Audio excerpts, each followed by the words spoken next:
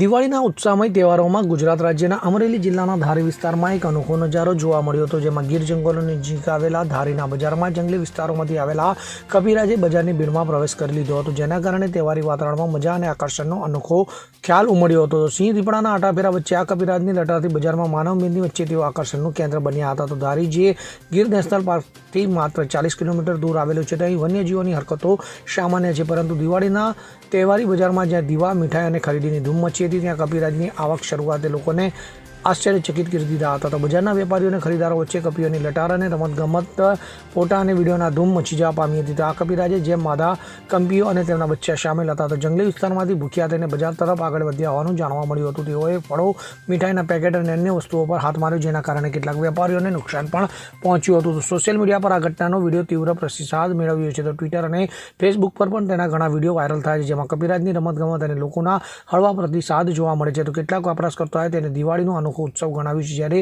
અન્યોએ વન્યજીવોનું માનવ વિસ્તારોમાં પ્રવેશને લઈને ચિંતા વ્યક્ત કરી છે. તો વન વિભાગના અધિકારીઓએ જણાવ્યું કે આ પ્રકારના ઘટનાઓ વસ્તી વધારાના કારણે થતી હોય છે અને તેઓએ કપીઓને સુરક્ષિત રીતે જંગલ તરફ પરત મોકલવાની કાર્યવાહી કરી છે. તો આ ઘટનાએ ધારી વિસ્તારના રહેવાસીઓને વન્યજીવો સાથે સુરક્ષિત અંતર જાળવવા માટે જાગૃત કર્યા છે.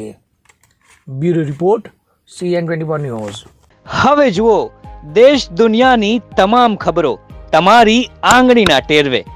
ઉઠાવો મોબાઈલ અને Google Play Store પરથી ડાઉનલોડ કરો અમારી CN24 ન્યૂઝ મોબાઈલ એપ.